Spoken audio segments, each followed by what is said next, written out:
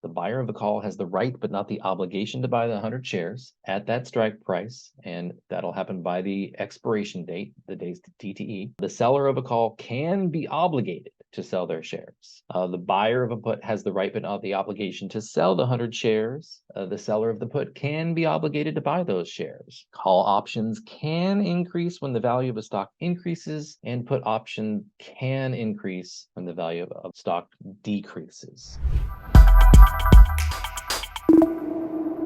Hey traders, welcome back to Options 101. This is part 2 of the course where we discuss the components of call and put options. So options are divided into 2 separate categories. There are call options and put options, and that's what today's course is all about. Again, this is part 2 of the 10-part series. And if you didn't read the disclaimer in the last video, please hit pause and read through the 3 bullet points here. Essentially, this is all for education purposes. None of us are financial advisors. All right, let's get started. So the first type of option is the call option. And we're going to discuss what happens when you buy a call, sell a call, buy a put, buy a put. We'll get into a little bit of the pricing. So hopefully you have your notebook handy and can add some more details to your understanding of options. So a call option, if you buy a call option contract, you are buying the right to purchase 100 shares of that underlying asset we discussed in the previous video. All right, so you buy a call option that's giving you control over those 100 shares. You can buy 100 shares. However, you are not obligated to do so.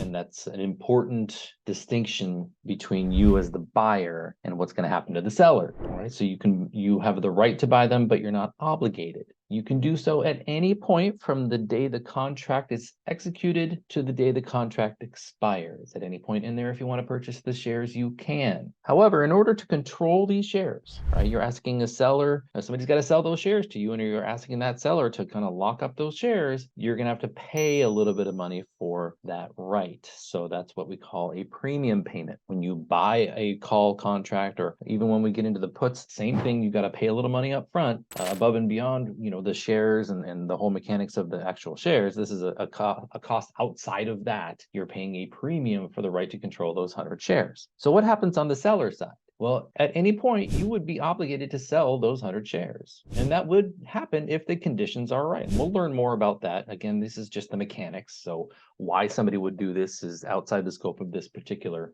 video part, but we'll get into that later. So just know that the call option seller is obligated to sell those 100 shares. The seller can be asked to sell those shares at any time during the life of the contract. If the buyer says, I want them now, you have to sell them. And that's what we call having your shares called away. Maybe that ties in, or you can remember that by remembering that these are call contracts. Now, remember, you are the seller of the contract. So that premium that the buyer paid to control those shares goes to you. If you're the seller of the call contract, you collect that premium payment from the buyer, and then you get to keep that premium payment whether those shares are called away or not. And again, more in detail, but just write these down as the mechanics. What happens if you're the seller of a call? What happens if you're a buyer of a call? So these are just the basic mechanics. All right, let's take a look at the put side. Puts work the exact opposite of calls. All right, so if you buy a put contract, you buy an option, and it's the put variety of the option, that gives you the right to sell 100 shares of that underlying asset, but you're not obligated to do so, right? So you can sell 100 shares. You don't have to. The option buyer can execute that contract and put those shares on the seller at any point during the life of that contract. But in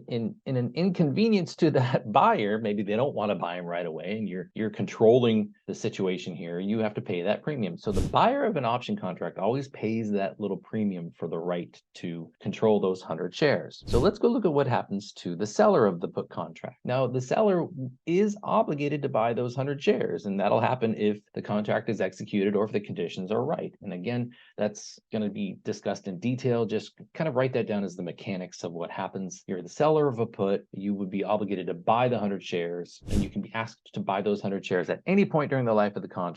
Those shares can be put on the seller of the contract. As a compensation for that inconvenience, you receive the premium from the buyer, so you collect that premium, and then whether or not those shares are actually put on you, whether or not you are you're asked to buy them, you keep the premium. All right. So, and again, more details in the future part of the course, but for now, these are the components and the mechanics of what happens when you are a put contract seller. All right. Again, if you need to pause, rewind, write things down, please do. So where do these get their value? Where do options get their value? Options get their value from two different categories. We call the two different categories intrinsic value and extrinsic value. So we're going to go over those now. And again, feel free to pause, write things down, come back to it if you have to. Hopefully this isn't going to be a little too much. I'll try my best to explain it very simply. So the intrinsic value is the difference between the agreed upon price of the contract. Right? In the part one, we talked about how price was one of the terms and conditions. You agree on a specific price, right? So the price that's written on the contract, we call that the strike price. There's a key vocabulary term. And it's the difference between that and the actual trading price of the underlying at the time. What's it trading at in the market, right? So if your contract, and we'll get into an example in a minute, if your contract says one price and the underlying is trading at another price, there's some potential value in there. There's some potential intrinsic value to that contract. The extrinsic value is related to that premium payment that the option buyer had to pay. And there are a few components that impact how much you're going to pay in premium to buy that contract. One of which is the expiration date. How long is that contract going to be viable? And we call that the DTE, remember, days to expiration. Another thing that could impact the price you pay in premium, or the premium payment, is the implied volatility of the underlying. So we'll get into that again. If you're not familiar with this term, implied volatility, we'll discuss what that is later in a later part of the course. And so let me give you some examples of how these two work for both puts and calls. So first, let's talk about a call. So the call option can increase in value, can become more valuable if the stock price increases, right? And this relates to the intrinsic value. So for example, you are the buyer of a call option and your call option is that $190 per share on Apple that we discussed in part one. And you buy that call contract, or somebody buys the call contract at the 190 share strike price, and it's 30 days to expiration. So those are the details of the contract, right? You're controlling 100 shares of Apple. You can buy it at 190 anytime in the next 30 days. All of a sudden, Apple prices start going up. The stock starts increasing in price.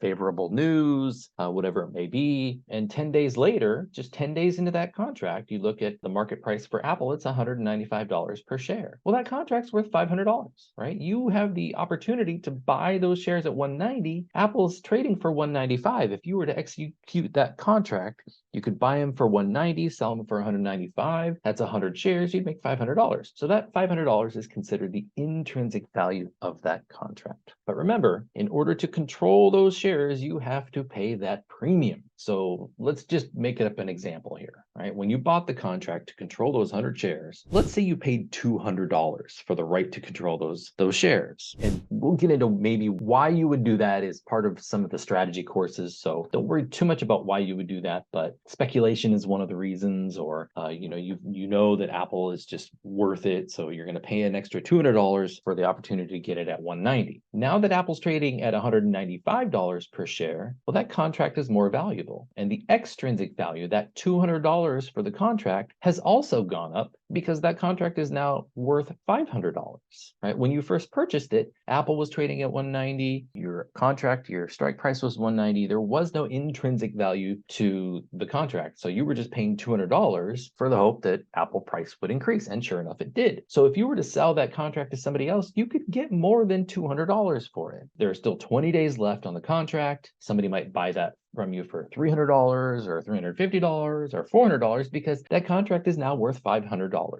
Plus, there are still 20 days left in the contract. The Apple could continue to go up. The purchaser of the contract could make even more money in intrinsic value. So there are a lot of factors at play that determine what the extrinsic value of the contract is. However, as time goes by, and this is important, the extrinsic value of the contract will start to decrease no matter what. You have less time for the market to do its thing. There's less time for that favorable outcome to happen. So eventually that extrinsic value is going to go down to zero. And we'll discuss this in more detail again in a different part of the course, and especially in the strategy courses. So just know that the extrinsic value is very much tied to the amount of time left in the contract. So that's important to know. All right, let's look at the same scenario for a put. The put option can make money when the stock price decreases. Remember, puts work opposite of calls, and this relates to the intrinsic value of the contract. So, for example, you buy a put option, same $190 strike price, same 30 days to expiration. This is giving you the opportunity to sell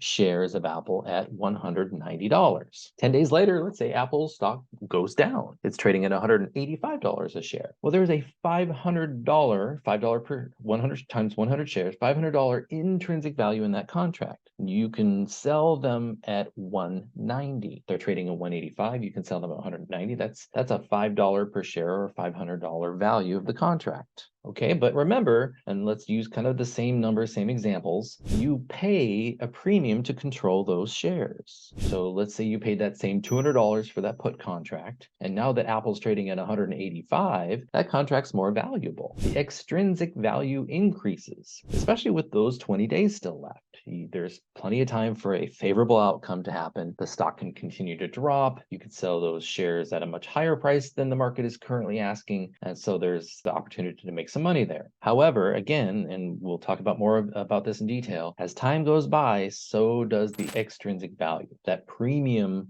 will start to decrease the closer you get to expiration. All right. So let's just sum it up. Those were kind of the mechanics, the basics of calls and puts. The buyer of a call has the right but not the obligation to buy the 100 shares at that strike price, and that'll happen by the expiration date, the day's TTE. The seller of a call can be obligated to sell their shares. The buyer of a put has the right but not the obligation to sell the 100 shares. The seller of the put can be obligated to buy those shares. Call options can increase when the value of a stock increases, and put option can increase when the value of stock decreases. All right, so those were just some of the basics. Again, we're layering information. Feel free to rewind, watch different parts of this part of the course if you need to, revisit it, write down what you know about calls and puts, and I'll see you in the next part.